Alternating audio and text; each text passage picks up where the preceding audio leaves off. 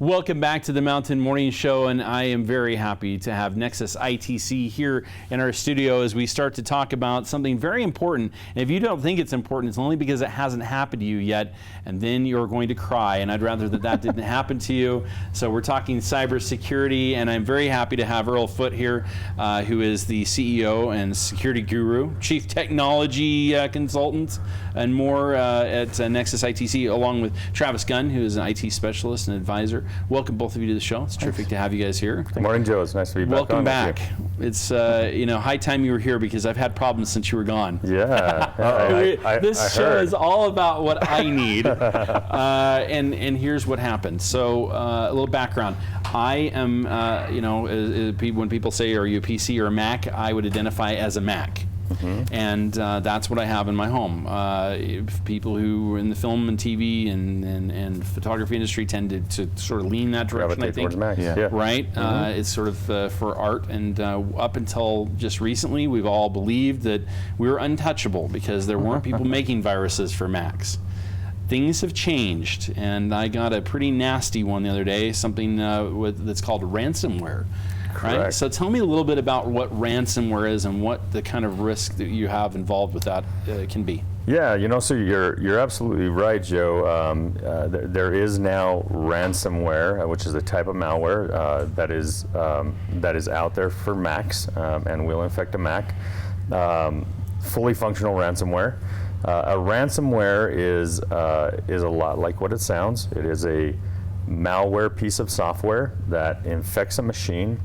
Generally, it will encrypt the files on the machine and then display a message asking for a ransom to be paid so that your files can be decrypted and you can use your computer again and you can have your files back. It generally encrypts Word documents, Excel documents, PowerPoint. Any JPEG, any video. Yeah, exactly. Video, audio. All the things you care about. Exactly. And I think that's the point. Yeah, it really is. It's about the thing. They know what's going to make you pay. Yeah.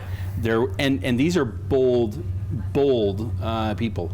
They're willing to take the phone call from you and take your credit card. Absolutely. Which is crazy. Most ransomwares anymore utilize Bitcoin. Right. They use an anonymous system with you got to click on a link and go to this website and transfer Bitcoin to them to pay the ransom. In the earlier stages of ransomware, there were phone numbers and mine had that. It actually had a phone number. Call this number if you want to be released. Yeah, that's still pretty And there's brazen. somebody there who was willing to take your credit card. I'm like, really? Yeah, I'm not doing that. Yeah. And that's the thing. I mean, there is a way out in some cases from some of these, but in some others, they've essentially bricked your computer, right? Absolutely. The important things to make sure that you're doing is to make sure that you have good backups and make sure that you're monitoring those backups. The most important thing you can do. Have backups, because if something like that happens, you can restore from the backup, and then you're good to go. Make sure you have antivirus and anti-malware. Generally speaking, it's not enough to have one anymore. It's not enough to have an antivirus. You also need an anti-malware. And then, when this situation happens, which it does, and we deal with it all the time, we deal with remediation for individuals and businesses who have been encrypted. And malware, in terms of malware, the ransomware is the most common thing that happens anymore because it's a way to make money. Right. Sometimes you have to pay the ransom. When we've dealt with businesses who have not had a backup in place like they should have, or had a backup when we're monitoring it and it wasn't working, and something like this happens, and if they don't get their data back, they're in huge trouble. Oftentimes they could can shut them down as a business. Sometimes we've dealt with situations where you have to pay the ransom. You have to know when that happens, you're probably only going to get about 75% of your files back. Wow. You usually, they give you a link to a decryption software, you download it and then decrypt your data, but some of the files are corrupt beyond repair and will no longer decrypt, and so there's a certain percentage of your data you're going to use. So again, make sure you have good, solid backups and antivirus and antimalware. And the thing we always hear is, I'm an individual or I'm a small business and nobody is coming after me. No one cares about me. Right. And that's music to these people's ears. Yeah. Right. Is most people just don't take the time and the effort because they think that we're too small, or they're not going to find us, or we just don't matter, and that's not the case. No, it's a fool's paradise to think that you're immune. And let's talk about this, because I think this is an important consideration. When you're a company, you have a due diligence that is much higher than that individual to protect the security of those people who have done business with you. That is a huge responsibility, and if you don't take it seriously, you might, not only are you going to possibly release their information, but then you face the possibility of being sued. Exactly. And it's not only the information of your clients, but also the information of your employees. It is a stewardship that's very real in today's world, and the consequences of not taking it seriously are very real in today's world. You can be handed out state fines now, federal fines, fines from other government standards in terms of security, such as HIPAA and PCI compliancy. A study was done about a year ago. And the average small to medium-sized business in Utah that experiences a breach, their cost now of remediation, and most of that is legal, class action lawsuits, and then all the fines and everything that get passed down. The average cost is about $2.5 million, which puts you right out of business. For most businesses, it's business-ending event. Yeah, correct. So this is where you don't have to have an IT department, because small businesses probably aren't going to employ an IT department, but engaging an IT group to cover you, to help you, this is where you guys come in. Absolutely. That's exactly what Nexxus does. We deploy solutions to help protect our clients from these types of issues, and then we monitor those to make sure that they're working. We keep them updated and patched, and do everything possible to protect our clients. In today's world, nothing is 100% foolproof. No. And the most common issue is that somebody does something wrong. Somebody internally clicks on something they shouldn't click on. Right. And it's simple. It's an email. It's a self-extracting file online. It's going to the wrong web page somewhere you shouldn't be.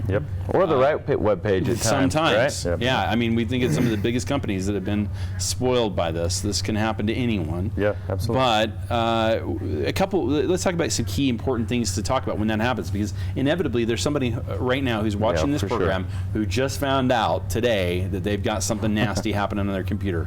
And I know what you're going to say, so I'm going to ask it. The most important thing, the minute you figure out something's wrong, what is the very first thing we should do? You need to stop, and you need to call a professional. That's right.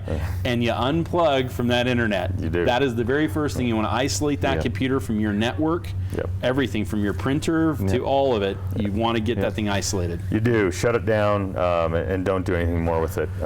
Even if you've got to force that thing to shut off, don't click anything. Don't click anything. And that makes it worse. Yes. And Many of those programs. You're absolutely correct, Joe, in that the majority of malwares now are network aware. So they will infect one machine, and if you're on a network, they will go out and start infecting other machines. Principally, they'll generally go to the server and infect that first, and then sometimes they'll infect other machines. So the very first thing to do is unplug that Cat5 cable at the back, or disable that Wi-Fi card immediately, get that computer isolated, and then give you guys a call and go, I've got a problem. Absolutely. Right? And then the remediation part begins, and this is much like remediation from a flood or anything else. There's multi-stage, multi-layered way in which you go after this. What is the first? We only have just a minute or two left. So what is the first thing we should do after we get that thing isolated? In terms of what we would what we would do. And it depends upon the situation. Probably the first thing we're going to do is check backups. What do you have in terms of backups? Do we have to deal with this virus if you've got a backup, malware? You could just blow it away, erase and start over. Exactly. Easy solution. And that's generally the way we like to go, because trying to disinfect something like this can take a long time, and you're never 100% sure that you're clean. So if you have good backups, you simply format the machine, reload it like it's brand new, and then bring your data back. If not, then we have to go into a disinfection phase, and we have to go into research and figure out Has the data been compromised? Has it been moved off site? You know, is there a breach, and does that have to be reported? And you know, what needs to happen from there? Guys, I want to thank you so much for being here. We could talk about this for hours. Absolutely. We'll bring you back again, as there's so many other topics that we want to talk about. But one I'm going to leave folks with is an idea. You and I have talked about this a little bit, but you mentioned it just now. The idea of starting fresh every time is tremendous. So if you have, say, a hotel, if you're a hotel and you have a guest computer or a business center, you want to think about having that computer isolated from your network for sure. But more importantly, you can set it up so that every time that it turns on or off, or we cycle it on and off, that it refreshes and starts everything over, complete wash. It's a pretty good idea. There is the capability for sure, and Absolutely. in some circumstances it works well for companies or Indeed. for individuals. Yeah. Guys, thank you so very much for being All right, here. thanks for Nexxus having us. ITC, where do we get in touch with you guys? On the web at nexusitc.net, or locally here in Park City at 435-487-9099. All right, thanks so much. Thanks. Lots more happening here on the Mountain Morning Show. We'll be back with it right after this.